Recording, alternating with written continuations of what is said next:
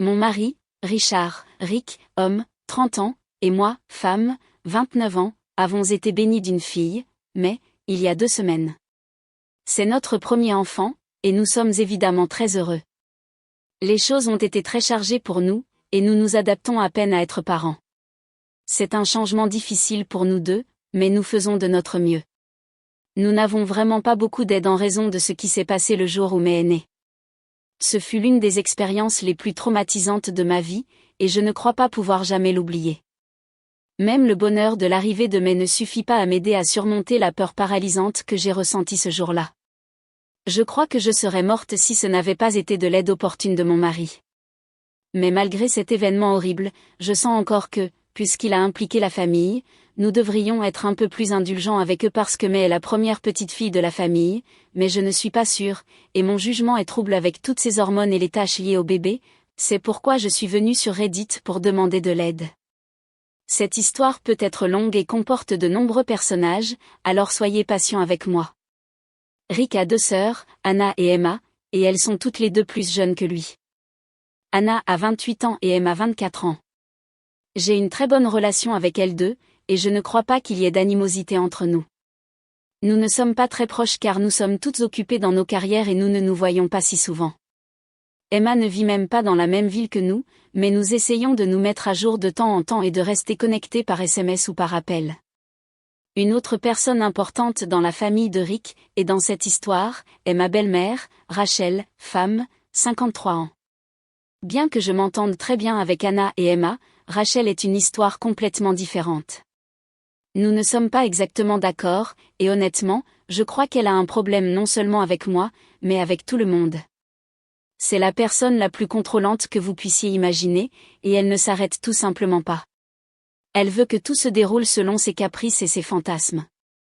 Ses enfants, tous les 3, respectent ses désirs dans la plupart des cas parce que c'est elle qui les a élevés après que leur père les a abandonnés, alors ils essaient de lui faciliter la vie, ainsi qu'à eux-mêmes. De plus, si quelqu'un ose vouloir quelque chose de différent de ce qu'elle veut, elle réagit, et la réaction peut varier de la désapprobation et du découragement à une crise de nerfs en bonne et due forme avec des larmes et des caprices. Il est difficile de gérer avec elle, alors j'essaie de rester à l'écart autant que possible. Rick comprend cela, il sait que sa mère est problématique, alors il me laisse garder mes distances et gérer avec elle comme bon me semble. Pour ma part, je peux comprendre comment il se sent à son sujet, même malgré sa nature contrôlante, alors je laisse passer. Elle ne m'aime pas beaucoup, alors elle ne s'immisce pas dans ma vie, et cela nous convient à tous. Cependant, les choses ont dégénéré il y a quelques jours, et c'était entièrement de sa faute. Maintenant, je ne crois pas que personne puisse jamais lui pardonner. Le jour où May est née, Anna allait se marier. Ce fut une cérémonie charmante, et son mari, Jonah, homme, 30 ans, est en fait un ami de Rick. Il lui a fait sa demande il y a environ 1 an, et Anna m'avait demandé d'être demoiselle d'honneur, et j'avais accepté. Cependant, lorsque Rick et moi avons découvert que j'étais enceinte, j'ai dû lui demander de demander à quelqu'un d'autre parce que je savais que je ne pourrais pas gérer. Cela s'est produit près de 6 mois après la demande, donc seulement 6 mois avant le mariage. J'étais enceinte de 3 mois à ce moment-là. J'ai supposé que je recevrais une réaction violente de sa part pour me retirer à mi-chemin, mais je savais que je devais donner la priorité. J'étais extrêmement nerveuse et anxieuse avant de le lui dire. Je craignais que notre relation ne se tende pour toujours, mais à mon soulagement et à ma surprise, rien de tout cela ne s'est produit. Anna a été très heureuse quand je le lui ai dit. En fait, elle a oublié son mariage pendant un certain temps. Quand je lui ai dit que je ne serais pas disponible pour les tâches, sa réponse a été « Évidemment, je vais prendre soin de toi ». Elle a même envisagé de changer la date du mariage parce qu'elle ne voulait pas que je le rate, ce que j'aurais fait si May était née à ce moment-là. Cela n'a finalement pas eu lieu pour de nombreuses raisons, et honnêtement, cela n'aurait pas dû avoir lieu de toute façon. Ce fut une fin serrée, mais elle m'a soutenue en tout temps. Emma est devenue la demoiselle d'honneur, et je savais que les 2 sœurs étaient occupées à préparer le mariage, alors je ne les ai pas beaucoup dérangées pendant la grossesse, qui a été angoissante pour moi. Malgré tout, elles sont restées en contact autant que possible et sont venues me soutenir beaucoup. Je me sens un peu coupable de ne pas avoir soutenu Anna le jour le plus important de sa vie, et pourtant elle m'a soutenue tout le temps. La seule personne qui était un peu contrariée par toute cette affaire était ma belle-mère. Je crois que cela l'a contrariée qu'elle ne puisse plus être la demoiselle d'honneur, ce qui a causé une certaine perturbation dans les préparatifs du mariage. Cela semblait être la seule explication logique, et j'ai compris d'où elle venait, mais l'hostilité, à défaut d'un meilleur mot, a continué même après qu'Anna ait bien accepté la grossesse et que je ne sois pas la demoiselle d'honneur. La mariée n'était pas en colère le moins du monde, mais Rachel a en quelque sorte commencé à m'antagoniser à partir de ce moment-là. C'était étrange, mais j'ai pensé qu'elle était peut-être nerveuse à cause des hormones, et qu'elle était nerveuse à cause du mariage, et que tout cela ne faisait que créer de fausses narrations dans ma tête. Je l'ai ignoré du mieux que j'ai pu, et les choses se sont généralement bien passées. Les choses ont dégénéré, littéralement et figurativement, pendant le mariage. C'était il y a 2 semaines, et j'étais enceinte jusqu'aux dents. Mes pieds étaient enflés, mon ventre était énorme et j'avais l'impression de m'évanouir, mais je voulais quand même assister au mariage parce qu'Anna voulait que je sois là. Je lui avais demandé au préalable si elle voulait que je sois là parce que je voulais que ce soit son jour. Je lui ai dit que la présence d'une femme très enceinte pourrait lui voler l'attention, et je ne voulais pas cela. Les jours de mariage sont pour la mariée et le marié, et je détesterais être celle qui lui prendrait cela. Quand j'ai dit cela à Anna, elle s'est en fait offensée et s'est sentie blessée. Elle a dit qu'elle ne pouvait pas croire que je me sois rempli la tête de ces inutiles bêtises et que je n'assiste pas à son mariage. Elle a dit que l'attention ou la vedette ne l'intéressait pas, tout ce qu'elle voulait, c'était que sa famille soit là pour la soutenir le jour de son mariage. Elle a dit que je devais y aller et ne pas me soucier du drame. Je savais qu'elle le pensait sérieusement, elle n'est pas du genre à tourner autour du pot. Si elle ne m'avait pas voulu là, elle aurait été franche à ce sujet, mais si, et elle l'a dit avec insistance, et j'ai pensé qu'il était de mon devoir d'être là pour elle. Donc, même si j'étais physiquement mal à l'aise, je savais que je devais être là pour elle le jour de son mariage. Je ne vais pas mentir, il y avait beaucoup de gens qui chuchotaient, mais j'ai fait de mon mieux pour les ignorer parce que je savais qu'Anna était heureuse que je sois là. C'était tout ce qui m'importait à ce moment-là. Rachel n'a pas beaucoup interagi avec moi, et elle m'a fixé du regard tout le temps, mais j'étais trop mal à l'aise pour le remarquer. Je n'avais pas l'énergie pour gérer avec elle ou donner un sens à son comportement passif-agressif envers moi, alors je l'ai simplement laissé faire. Elle pouvait me fixer du regard autant qu'elle voulait, je n'allais pas réagir à elle. Puis est survenu l'incident principal qui a laissé non seulement moi, mais tous ceux qui m'entouraient, choqués et effrayés jusqu'à la moelle. J'ai commencé à me sentir mal juste avant que la cérémonie ne soit sur le point de commencer. À ce moment-là, j'avais déjà rejoint Anna. Je me suis levée et j'ai monté les escaliers, pensant que cela m'aiderait à me sentir mieux, et je reviendrai une fois que ce serait fait. Je n'ai pas réalisé que Rachel m'avait suivi. Je me sentais en sueur et bizarre, alors je suis allée aux toilettes quand tout à coup, ma poche des os s'est rompue. Ce fut une véritable inondation, et j'ai commencé à paniquer parce que même si j'aime ma fille plus que quiconque, j'avais choisi le pire moment possible pour arriver.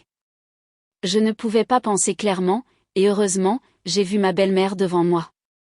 À ce moment-là, j'étais accroupie de douleur. Elle s'est précipitée vers moi, et je lui ai dit de prendre mon téléphone et d'appeler Rick immédiatement parce que nous devions aller à l'hôpital. Elle m'a aidé à me lever et m'a fait asseoir dans les toilettes, et je lui ai donné mon téléphone. C'est alors qu'elle s'est énervée. Elle a dit qu'elle s'assurerait que Rick viendrait dans 1 heure une fois la cérémonie terminée parce qu'elle ne voulait pas que je vole la vedette à Anna. Je lui ai demandé si elle était folle et je lui ai dit qu'il n'y avait aucun moyen que je puisse gérer cela pendant 1 heure. J'ai essayé de lui arracher mon téléphone, mais elle m'a enfermée à l'intérieur et a emporté mon téléphone avec elle. Je me suis donc retrouvée là, enceinte avec ma fille littéralement en route, dans des toilettes, assise sur les toilettes sans téléphone et sans mari. Je ne sais pas comment je n'ai pas eu de crise de panique en bonne et due forme, et Dieu merci, je ne l'ai pas eu, parce que je ne sais pas ce qui se serait passé autrement. Je me suis levée et je me suis dirigée lentement vers la porte et j'ai commencé à frapper. J'ai crié et crié, mais comme les toilettes étaient au rez-de-chaussée et que tout le monde était assis pour le mariage à ce moment-là, personne ne m'a entendu. J'ai crié jusqu'à ce que ma voix s'éteigne, mais personne n'est venu. C'est alors que j'ai vraiment senti que j'allais mourir et emmener mon bébé avec moi. J'étais épuisée, trempée, transpirant comme un porc et je n'avais plus de voix. C'est la dernière chose dont je me souviens. Je ne sais pas ce qui s'est passé ensuite, je m'étais évanouie d'épuisement. Je ne me souviens même pas comment je suis arrivée à l'hôpital, je sais seulement que je l'ai fait. Je me suis réveillée quelques heures plus tard, et j'étais à l'hôpital avec Rick à mes côtés, sanglotant. Il m'a fallu quelques instants pour réaliser où j'étais et donner un sens à tout cela. Quand j'ai vu Rick pleurer, j'ai supposé le pire. Tout est revenu à mon esprit, ma belle-mère m'enfermant dans les toilettes, mes pleurs, et j'ai pensé que mais ne s'en était pas sorti. Quand Rick a vu que j'étais réveillée, il a soupiré de soulagement et a commencé à pleurer dans mes bras. Je ne savais pas quoi penser de cela et j'ai ressenti une sensation de vide dans l'estomac. Puis j'ai vu l'infirmière entrer avec un bébé, et j'ai soupiré de soulagement. Honnêtement, je voulais gifler Rick pour m'avoir joué comme ça, mais il a dit qu'il ne me jouait pas, il était simplement soulagé que j'aille bien parce que j'étais inconsciente quand il m'a trouvée dans les toilettes. J'ai tenu ma fille pour la première fois, et je ne crois pas que je pourrai jamais oublier ce sentiment, ou qu'il existe une meilleure émotion que celle-là dans la vie. Je ne crois tout simplement pas que quoi que ce soit puisse jamais surpasser ce que j'ai ressenti à ces moments-là. Rick ne m'a donné aucun détail à ce moment-là, et j'en suis reconnaissante parce que je n'avais pas l'énergie pour gérer cela. Je pouvais entendre faiblement une certaine agitation dehors, et je lui ai demandé ce qui se passait. Il a dit que ma belle-mère était dehors et voulait entrer pour voir sa petite fille. Je lui ai raconté ce qui s'était passé en détail. Je lui ai raconté ce qu'elle avait fait, comment elle avait mis notre fille en danger sans aucune raison. Je lui ai aussi dit que je n'allais pas permettre qu'elle s'approche jamais de ma fille, pour moi, elle était morte. Il a dit qu'il savait tout. Quand il m'a découverte dans cet état, elle s'est effondrée et lui a tout raconté. Je lui ai dit que le fait qu'elle s'effondre ne signifiait pas que je lui pardonnerais. Il a ri et a dit que sa mère était morte pour lui à partir de ce moment-là et qu'il allait porter plainte pour mise en danger de la vie. Il a dit qu'il suivrait la voie légale et s'assurerait qu'elle soit punie pour ce qu'elle avait fait. Quand je l'ai entendu dire cela, j'ai senti qu'on me retirait un poids de dessus les épaules. Je sais qu'il aime sa mère, tous les trois, mais après l'acrobatie qu'elle a faite, qui aurait pu nous coûter la vie à ma fille et à moi, je n'étais pas d'humeur à lui pardonner. Si Rick l'avait choisie elle au-dessus de moi, notre mariage aurait été terminé, il n'y aurait pas eu de retour en arrière, et au fond, j'avais prévu qu'il pourrait choisir sa mère parce que, malgré tout, elle avait travaillé très dur pour les élever. Je ne m'attendais peut-être pas à ce qu'il me défende de la manière dont il l'a fait, mais je ne me plains absolument pas. En tout cas, cela m'a fait l'aimer davantage, si c'est possible. Je lui ai demandé comment s'était déroulé le mariage, et il a dit que tout s'était bien passé. Emma et Anna attendaient qu'il appelle pour qu'elle puisse nous rendre visite. Je lui ai demandé si Anna était en colère, et il a ri, disant que je n'avais pas à me soucier d'Anna du tout. Elle a été rayonnante de fierté et de joie, affirmant que toute sa famille était au mariage et que la naissance de May était le meilleur cadeau qu'elle aurait pu recevoir. Elle avait les larmes aux yeux quand elle m'a dit cela, et je lui ai dit de les appeler immédiatement. En quelques minutes, Anna, Emma et Jonah étaient à l'hôpital avec moi. Le meilleur, Anna et Jonah étaient encore en tenue de mariage, et Anna a dit qu'elle n'allait pas laisser passer l'occasion de prendre une photo de mariage avec sa nièce. J'ai commencé à pleurer à chaudes larmes, et ce fut un moment très émouvant. Après la photo, je me suis excusée auprès d'Anna d'avoir gâché son jour. Elle m'a prise dans ses bras et a dit que je voyais tout cela mal, j'avais fait son jour. Je lui ai raconté le comportement de ma belle-mère depuis que nous avons annoncé la grossesse, et Anna a dit que la seule chose que j'avais mal faite, c'était de ne pas le lui dire plus tôt. Peut-être aurait-il pu mettre fin à son drame.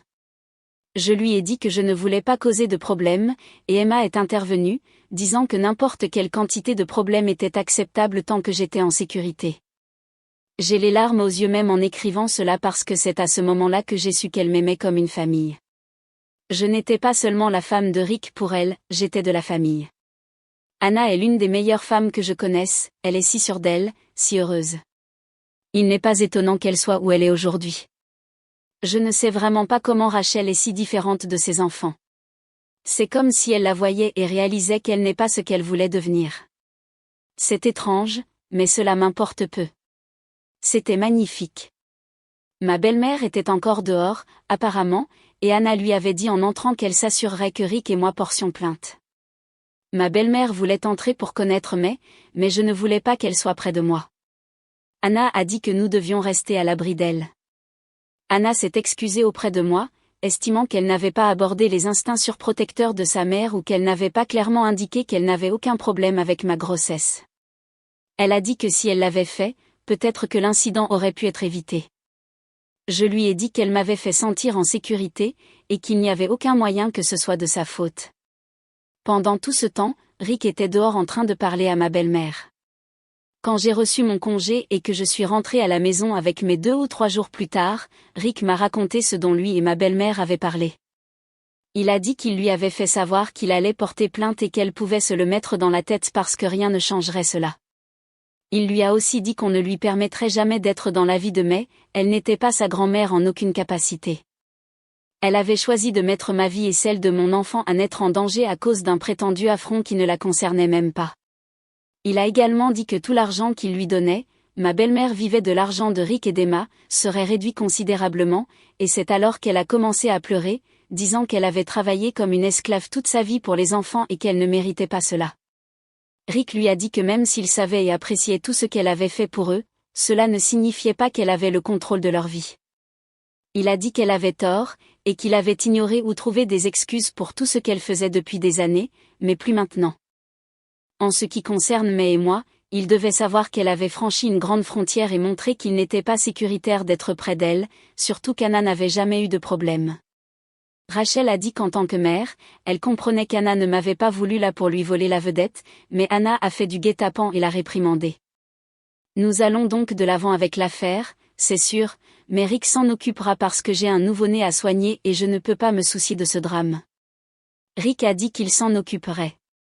Aucun des frères et sœurs n'est disposé à lui parler jamais plus. Anna l'a complètement coupé, et Emma ne lui parle que lorsque cela est nécessaire, et Rick et moi n'avons évidemment aucun contact. Je ne crois pas que ma belle-mère ait prévu cela, et elle a peut-être voulu protéger Anna, aussi tordu que cela puisse paraître. Je ne la défends pas, le moins du monde, mais je me sens quand même mal pour elle parce que tout a terriblement mal tourné. Maintenant, une partie de moi se demande s'il devrait en parler avec elle parce qu'elle se sent mal et mal pour moi. Je ne sais pas, peut-être que je ne pense pas clairement. Je sais que si je mentionne cela à Rick, il va se mettre en colère, il est furieux contre elle et ne peut même pas la regarder en ce moment. Je n'avais pas prévu cela, mais nous y voilà. Première mise à jour, eh bien, toute réconciliation est exclue pour toujours.